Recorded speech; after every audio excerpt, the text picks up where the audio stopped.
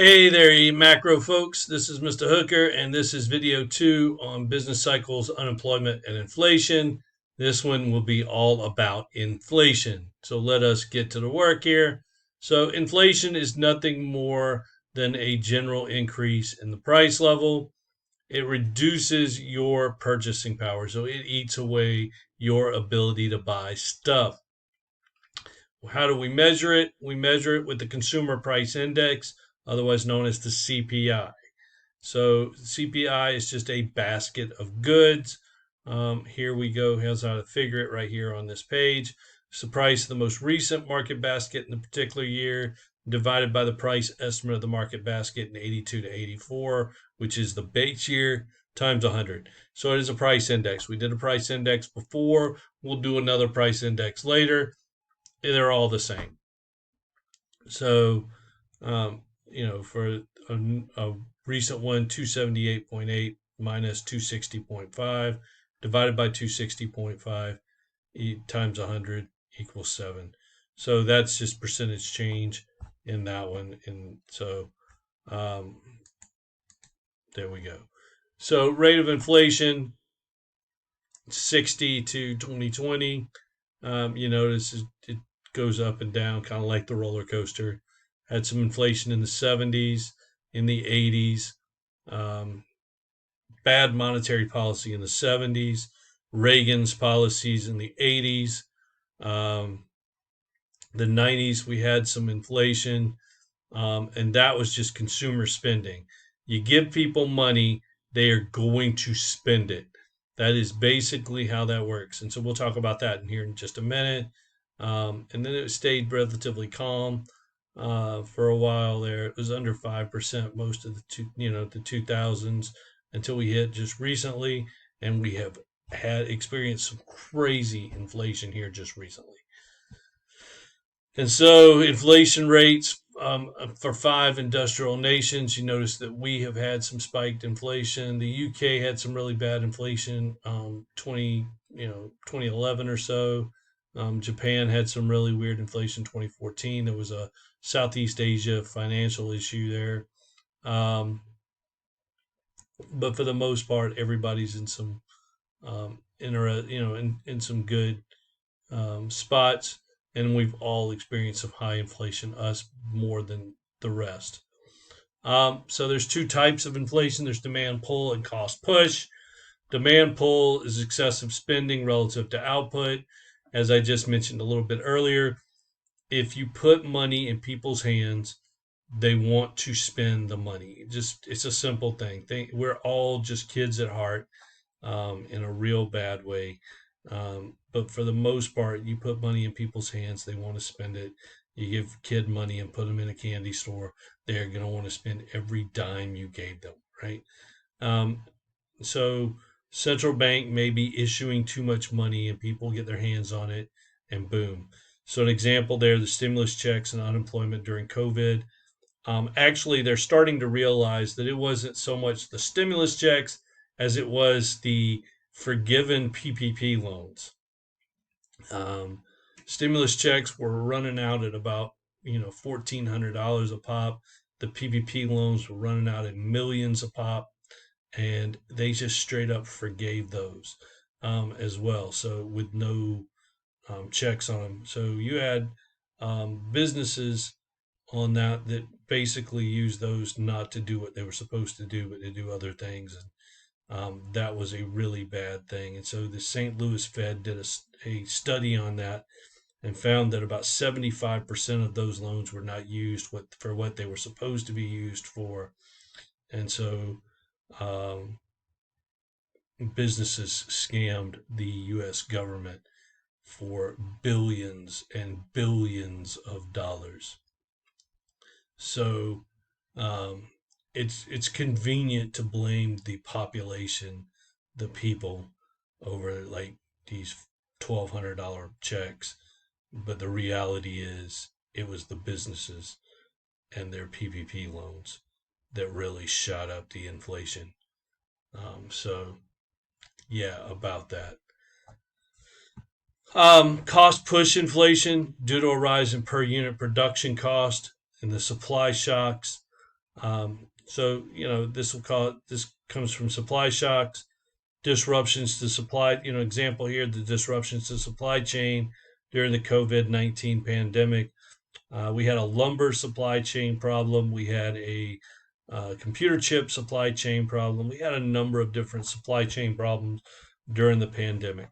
So core inflation excludes food and energy goods, focuses on more stable prices. Um, so we exclude those who have a tendency to jump around, and just focus on those that may be a little more stable. It gives us that idea. So the redistributive effects of inflation: nominal income is unadjusted for inflation. Real income is the nominal income adjusted for the inflation. It is more about what is your purchasing power and the stuff that you can buy, right? Unanticipated inflation versus anticipated inflation. Don't really care so much about anticipated inflation because you saw that coming and you adjusted. Unanticipated inflation is the one that's going to bite you. So if you never saw it coming and it comes and slaps you upside the head, that's going to hurt more than the anticipated inflation that you saw.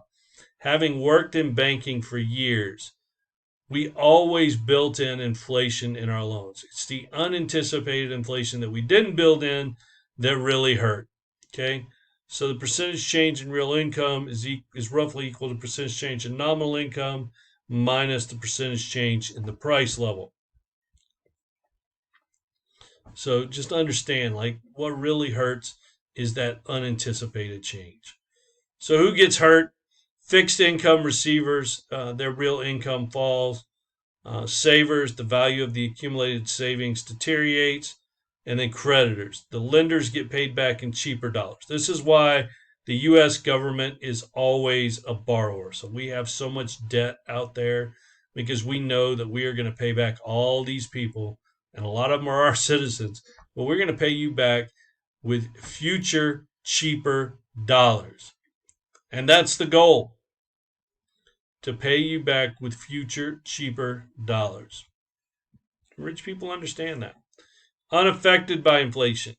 Flexible income receivers, those people who get COLAs, which are cost of living adjustments. Social Security recipients who have COLAs. Union members, because they get COLAs.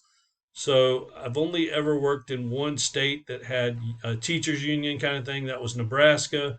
It was really kind of interesting. And that contract really helped us out. I was never really hurt with inflation in there with that. So, yeah, I really kind of like that. I'll be honest, I kind of missed that. The debtors on this also, because they pay back the loan with the cheaper dollars, as I mentioned on that last slide. Anticipated inflation, the real interest rate are the rates adjusted for inflation, and the nominal interest rate, the rates not adjusted for inflation. So this is how that works right here. The nominal interest rate is equal to the real interest rate plus the inflation premium. And so nominal is 11 plus the 5 for the real interest rate plus the 6% inflation premium. So that is a crazy nominal interest rate. Let me just point that out. So let's look at this for a second. If this is a bank and we're charging you 11%, just forget that it's 11% because probably you're never going to take that 11% loan anyway. You'll find a cheaper rate somewhere else, right? So the bank is saying that they have to earn 5%, and they believe that over the life of the loan, inflation is going to be 6%. If you take that loan, you're going to pay 11% throughout the life of the loan. If for some reason inflation turns out to be 3%, the real interest rate that the bank earns is 8%. Correct? Right? So, basically the bank would earn 8% real interest. The inflation was 3%, and they still earned 11. However, if over the life of the loan, inflation turned out to be 9%, okay, then the bank only earns 2% real interest, and you still paid 11. You're paying 11 no matter what. The difference is what happens to inflation. So if inflation changes, then the real interest rate changes. And that is what banks are looking at. Other issues that may happen. You could have deflation. Deflation is a general decrease in the price of goods and services. Some people are like, well, that'd be great. No, it's not. Think about this for a minute. In year one, the price of goods and services go down, right? And this is for everything. And so basically where you work, the the firm receives less for the goods and services they make, which means they have less money, which means now they don't need as many workers because, well, they're not making as much money. They're not going to make as much product. So if they're not going to make as much stuff, they don't need as many workers. They're going to lay some of you people off. So workers get laid off. That means some people don't have as much income as they used to have, and they are going to now buy less stuff. So not only was less stuff bought last year, but less stuff will be bought next year. And now, boom, that cycle continues, and less stuff will be bought. And now there will be even less money, less stuff bought, and less money will be made in year two, which means we got to lay off more people. And this cycle continues and continues until something changes. Okay. And you just continue circling the drain until we basically get to a really bad place. There are mixed effects. Incomes may rise. Fixed asset values can fall. For fixed rate mortgages, real debt declines. It's kind of arbitrary. Does inflation affect output? Cost and push inflation and real output, reduces real output, redistributes a decreased level of real income. Demand and pull inflation. One view is that zero inflation is best. That is not my view. The other view is that mild inflation is best, somewhere between 1% and 3%. That means that there is some growth. That is my view. And that is where that goes. Hyperinflation. Anything that exceeds 50% a month is hyperinflation. It is extraordinarily rapid inflation. You never want to be in a place where there is rapid inflation. It has very adverse effects on people and economies. Germany after World War I and the Weimar Republic, Japan after World War II, Zimbabwe more recently, they all were basically hyperinflation economies. Zimbabwe was so bad they printed $100 trillion note, and you still could only buy a sandwich with that bad boy. It's just bad. They figured, hey, let's just add 6 more zeros to this thing and see what we can do. What causes this? And I mean, like the U.S. has had hyperinflation twice in its life. None of us were alive either time. Once was during the Revolutionary War. Once was during the Civil War. Revolutionary War. And France was the recipient, was on the bad end of this both times. So both times we owed money to France. France helped us during the Revolution. And, I guess George and Tom went down to the basement of the White House and was like, we need to pay France. So they just cranked out more revolutionary notes, or continental notes, I think is what they would call it back then. Cranked out more continental notes, paid France. Anytime you just increase the money supply to pay bills, you are creating hyperinflation. And then France crazily backed the Confederacy during the Civil War.